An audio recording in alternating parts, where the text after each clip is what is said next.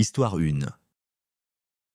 Par un matin paisible et baigné de douceur en Floride, Lana savourait la tranquillité infinie de la mer, bercée par le léger clapotis des vagues alors qu'elle voguait à bord de son somptueux bateau. Ce yacht, portant le nom évocateur de l'Asher Dream, représentait le symbole même de l'opulence dont elle avait hérité grâce à la fortune familiale. Cet héritage lui permettait de mener une existence empreinte de luxe et d'oisiveté, où chaque journée était une invitation à la détente et au plaisir. Les eaux cristallines de l'Atlantique, d'un bleu profond et envoûtant, semblaient refléter la perfection de sa vie, une existence idyllique où rien ne semblait pouvoir troubler sa sérénité. Allongée nonchalamment au bord de son bateau, Lana, dorée par les rayons chaleureux du soleil, se laissait lentement emporter par une douce somnolence. Le soleil caressait sa peau, l'enveloppant d'une sensation de bien-être absolu, tandis que l'horizon s'étendait à perte de vue. Mais ce qu'elle ignorait alors, c'était qu'au-delà de cette quiétude apparente, un danger imminent se rapprochait silencieusement, prêt à bouleverser ce moment de perfection.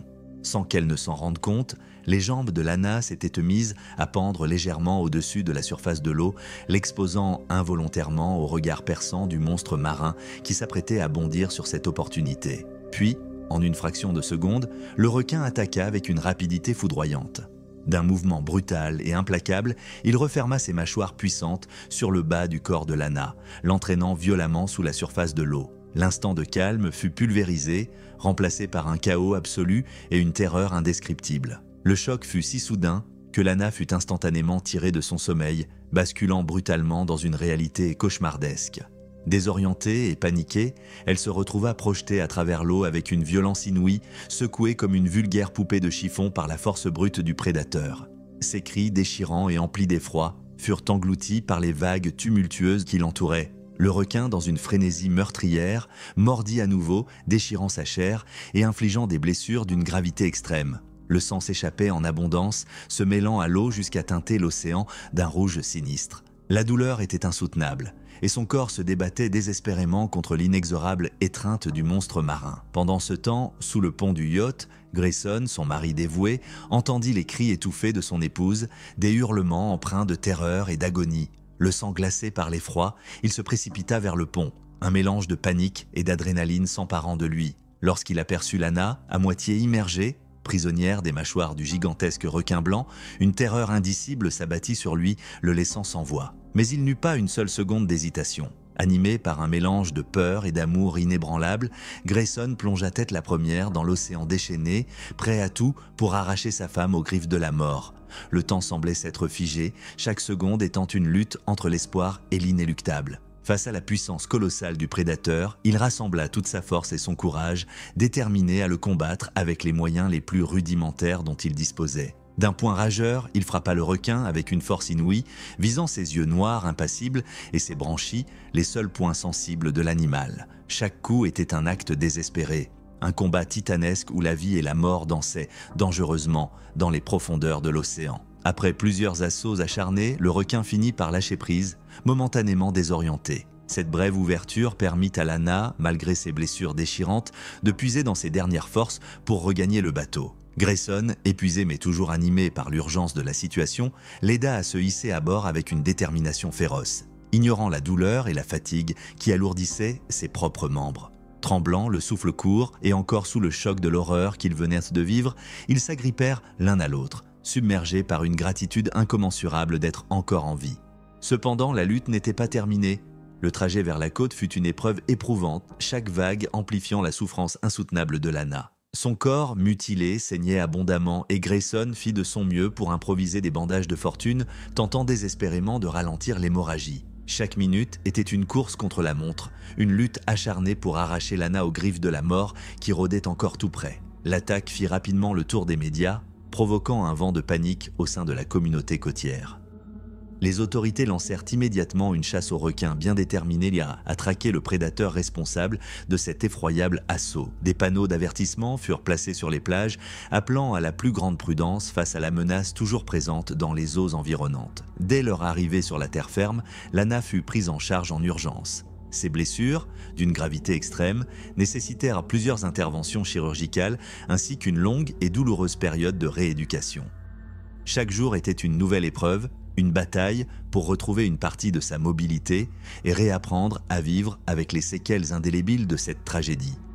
Tout au long de cette douloureuse traversée, Grayson ne quitta jamais son chevet, lui offrant un soutien inébranlable et un amour encore plus fort qu'auparavant. Cette épreuve, bien qu'atroce, avait renforcé leur lien, leur apprenant que même face à l'horreur la plus absolue, leur amour demeurerait indestructible. Alors que le temps passait, les autorités abandonnèrent leur quête de vengeance contre le requin et orientèrent leurs efforts vers une sensibilisation accrue à la préservation des requins et à la cohabitation entre l'homme et la nature. Ils comprirent que ces créatures, malgré leur réputation terrifiante, étaient un maillon essentiel de l'écosystème marin et que les attaques restaient des phénomènes extrêmement rares. L'Asher Dream reprit alors la mer, portant avec lui un message de respect et d'harmonie avec l'environnement. Lana et Grayson, main dans la main, voguaient désormais avec une nouvelle perspective sur la vie. Reconnaissants pour cette seconde chance et résolus à profiter de chaque instant, bercés par les flots scintillants de l'Atlantique. Histoire 2. Par une lumineuse matinée estivale, la famille Gonzalez, animée par une excitation palpable, posa enfin le pied sur les rivages idylliques de l'île d'Oahu à Hawaï. Parmi eux se trouvait Adriel, un adolescent de 15 ans débordant d'énergie et d'un amour profond pour l'aventure. Depuis des semaines, il comptait les jours, les heures et même les minutes qui le séparaient de l'un des moments les plus exaltants de ses vacances, une excursion en jet-ski sur les eaux scintillantes du Pacifique. Au fil des jours, la famille s'imprégna de la beauté envoûtante de l'île, découvrant ses plages de sable fin, ses forêts luxuriantes et son océan d'un bleu envoûtant qui s'étendait à perte de vue. Mais vint un jour où le soleil semblait briller avec une intensité particulière, projetant une lumière dorée sur les vagues ondoyantes. Ce matin-là, l'excitation d'Adriel était à son comble, alors qu'il se préparait à dompter les flots sur son jet-ski.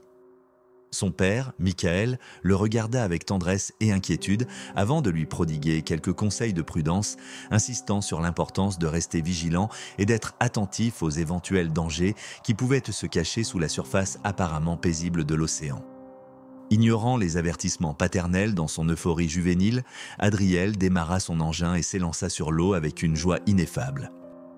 L'adrénaline envahissait son corps tandis qu'il glissait à toute vitesse sur la surface miroitante, le vent caressant son visage, le bruit des vagues résonnant à ses oreilles. Il se sentait libre, transporté par cette sensation grisante d'évasion et de vitesse. Mais ce qu'il ignorait, c'était que sous la surface cristalline, un péril invisible rôdait. Un grand requin blanc, imposant et redoutable, évoluait silencieusement non loin de là.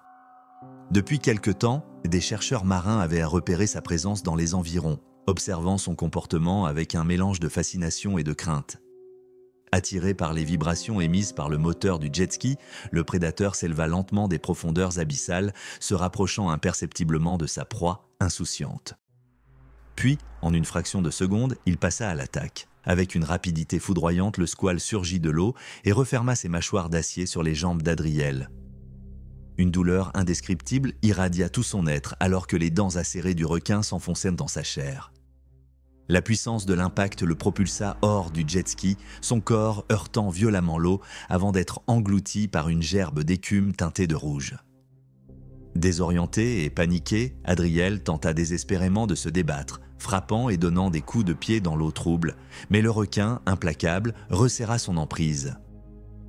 Luttant pour sa survie, le jeune garçon sentit ses forces le quitter peu à peu, tandis que le sang s'échappait de ses plaies béantes. À quelques mètres de là, sur la plage, sa famille profitait paisiblement du soleil, inconsciente du drame qui se jouait au large. Mais heureusement, un maître nageur vigilant, dont l'œil exercé capta le mouvement chaotique au loin, comprit immédiatement la gravité de la situation. Sans perdre une seconde, il alerta ses collègues et se précipita vers l'eau, une lance de secours fermement serrée entre ses doigts.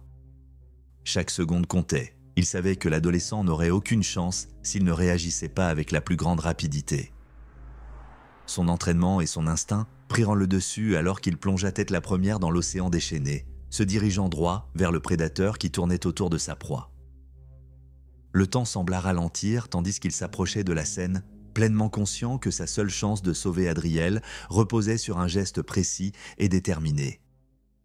Avec une force et une précision remarquables, il abattit sa lance sur le flanc du requin. Une plainte sourde et gutturale s'éleva de l'énorme créature qui, prise de douleur, relâcha Adriel. Profitant de ce court répit, le sauveteur attrapa l'adolescent et l'entraîna vers la rive, où son père et plusieurs autres secouristes se précipitaient à leur rencontre. Le jeune garçon, en état de choc, saignait abondamment, son corps mutilé par la férocité de l'attaque. Son père, les traits déformés par l'angoisse, le serra contre lui murmurant des mots d'encouragement, l'implorant de rester conscient. Le requin, blessé mais non vaincu, finit par replonger dans l'obscurité des profondeurs, s'éloignant du rivage. Les secours, alertés en urgence, mirent tout en œuvre pour évacuer Adriel vers l'hôpital le plus proche. À peine arrivé, il fut pris en charge par une équipe médicale qui se battit avec acharnement pour stabiliser son état. Ses blessures étaient sévères, nécessitant une intervention chirurgicale immédiate pour tenter de limiter les dégâts et prévenir toute infection. Les jours qui suivirent furent marqués par l'incertitude et une douleur incommensurable, mais jamais Adriel ne se laissa envahir par le désespoir. Soutenu par l'amour indéfectible de sa famille et l'élan de solidarité de la communauté locale qui se mobilisa pour financer ses soins et lui adresser des messages d'espoir, il trouva la force de se battre. Malgré les épreuves et les longues séances de rééducation éprouvantes qu'il dut endurer, son amour pour la mère demeura intact. Pendant ces mois de convalescence, il rêvait inlassablement de retrouver un jour les eaux qui l'avaient tant fasciné. Et ce jour arriva enfin. Avec une volonté de fer et une résilience à toute épreuve, Adriel parvint petit à petit à remarcher. Puis un matin, il se tint à nouveau face à l'océan, celui-là même qu'il avait presque englouti, mais qu'il refusait de craindre. Car il savait que cette épreuve ne définirait pas qui il était. Fort de cette seconde chance, il plongea dans l'eau avec une nouvelle perspective sur la vie, prêt à écrire un nouveau chapitre de son histoire. Histoire 3. Armés de leurs planches de paddle, Calvin et sa fille Liana, alors âgée de 16 ans, marchaient côte à côte vers leur endroit préféré sur la plage australienne, tandis que le soleil, dans un éclat doré, commençait à effleurer l'horizon. Malgré les vagues rugissantes qui venaient s'écraser avec force sur le rivage, cette activité était devenue l'une de leurs traditions les plus précieuses, un rituel sacré qui les rapprochait et leur procurait une joie profonde. Depuis la disparition tragique de la mère de Liana, alors qu'elle n'était encore qu'une enfant, Calvin avait pris seul la responsabilité de l'élever. À travers les années, leur passion commune pour le paddle s'était imposée comme le ciment de leur relation. Alors qu'ils atteignaient la plage, l'eau scintillait sous la lumière déclinante, dévoilant toute sa splendeur et les appelant à une nouvelle aventure qu'ils chériraient à jamais. Liana avait appris à manier sa planche avec aisance sous la bienveillance et l'enseignement patient de Calvin, qui, avec un amour sans bornes, lui avait transmis ce savoir avec une inlassable passion. Ce jour-là, le soleil avait déjà gravi le ciel et enveloppé la côte d'une chaleur réconfortante alors que le duo s'élançait sur l'eau pour une nouvelle journée de plaisir. Cependant, ni l'un ni l'autre ne pouvaient imaginer que ce moment de complicité allait bientôt se transformer en une épreuve effroyable, un événement qui mettrait à l'épreuve leur courage et la profondeur de leur amour. Alors qu'ils glissaient paisiblement sur la surface de l'eau, une silhouette inquiétante émergea des profondeurs insondables de l'océan. Un frisson parcourut l'échine de Calvin lorsqu'il comprit la nature de cette présence sinistre, un grand requin blanc. Instinctivement, son cœur se mit à battre plus vite, mais il fit tout son possible pour dissimuler son trouble afin de ne pas alarmer Liana. Malheureusement, le prédateur sembla percevoir une vulnérabilité et choisit rapidement sa cible. En l'espace d'un instant, la plage, auparavant havre de paix et de sérénité, devint le théâtre d'une scène d'horreur. Dans un surgissement fulgurant, la créature projeta son immense corps hors de l'eau et referma ses mâchoires d'acier sur la jambe de Liana. L'adolescente poussa un cri déchirant alors que sa planche basculait sous l'impact, la laissant à la merci du danger imminent. Animé d'un instinct paternel irrépressible, Calvin se jeta sans la moindre hésitation dans l'eau, mu par une seule et unique pensée: sauver sa fille, coûte que coûte. Il se précipita vers le requin, agrippant fermement sa nageoire dans une tentative désespérée de l'éloigner de Liana. Mais la puissance brute du monstre était bien au-delà de ce qu'un homme pouvait affronter seul. Dans un mouvement rapide et brutal, le squale se retourna contre lui et enfonça ses crocs tranchants dans ses jambes et le bas de son corps, lui arrachant un hurlement de douleur. La scène aurait pu être figée dans l'horreur, une fatalité semblant s'abattre sur eux. Mais Liana, malgré la souffrance atroce qui lui transperçait le corps, refusa de rester spectatrice du sacrifice de son père. Du coin de l'œil, elle aperçut sa pagaie flottant non loin d'elle. Puisant dans des ressources insoupçonnées de courage et de détermination, elle tendit la main avec force et s'en saisit fermement. Son esprit, clair malgré la terreur, se souvint alors de ce que Calvin lui avait toujours enseigné sur les requins.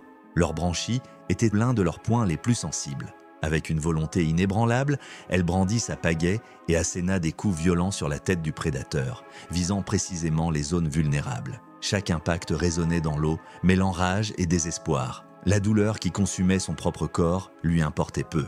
Tout ce qui comptait était de sauver son père. Les frappes répétées finirent par déstabiliser le monstre marin, le forçant à relâcher son étreinte. Saisissant cette infime ouverture, Calvin, à bout de souffle mais déterminé à s'éloigner du danger, rassembla ses dernières forces et nagea aussi vite qu'il le pouvait, entraînant Liana avec lui vers le rivage. Le requin, désorienté par cette riposte inattendue, s'éloigna finalement vers des eaux plus profondes, abandonnant la lutte. Lorsqu'ils atteignirent la plage, leurs corps meurtris et exsangues, des témoins affolés se précipitèrent à leur secours. Certains tentèrent de compresser leurs plaies pour ralentir l'hémorragie, tandis que d'autres appelaient les secours, leur voix tremblante d'inquiétude. Dans les jours qui suivirent, Calvin et Liana furent soumis à de nombreuses interventions chirurgicales pour tenter de réparer les dommages causés par l'attaque. Malgré la douleur, malgré les épreuves, ils étaient en vie et leur amour les rendait plus forts que jamais. Les semaines se transformèrent en mois et ensemble, ils affrontèrent le difficile chemin de la rééducation. Jour après jour, ils se soutenaient mutuellement, affrontant les séances de rééducation les plus éprouvantes avec une résilience admirable. Leur histoire se propagea bien au-delà des rivages australiens, devenant un symbole d'espoir et de courage.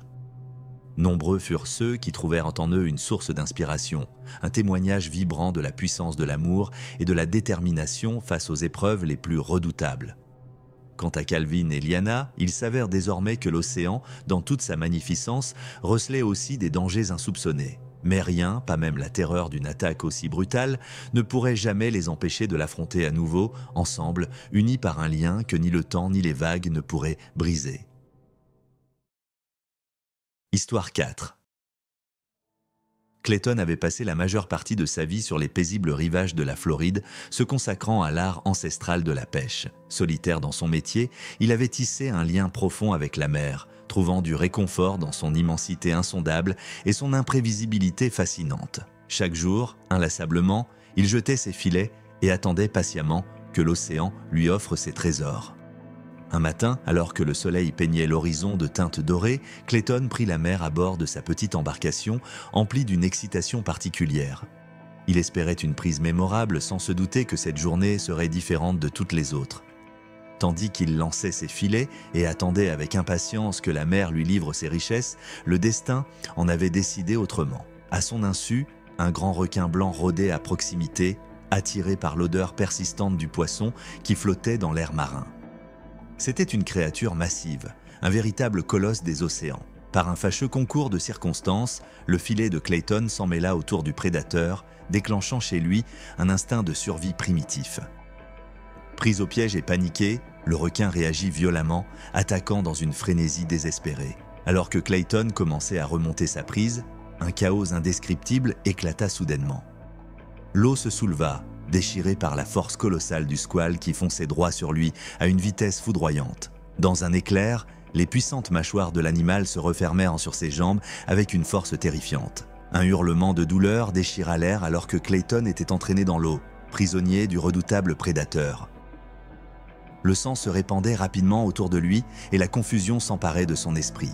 Il luttait pour rester conscient alors que le requin le secouait violemment dans les profondeurs. Cette mer, qui avait toujours été son refuge, s'était transformée en un ennemi impitoyable menaçant de l'engloutir à jamais. Alors que tout espoir semblait perdu, un bruit lointain atteignit ses oreilles, le grondement de moteurs de bateau. 3 autres pêcheurs, témoins de la scène depuis leur embarcation, comprirent immédiatement l'urgence de la situation. Déterminés à sauver leurs camarades, ils manœuvrèrent habilement leur bateau pour se rapprocher, prêts à affronter le monstre qui tentait de lui ôter la vie. Munis de harpons, leurs seules armes face à l'immense prédateur, ils élaborèrent un plan audacieux.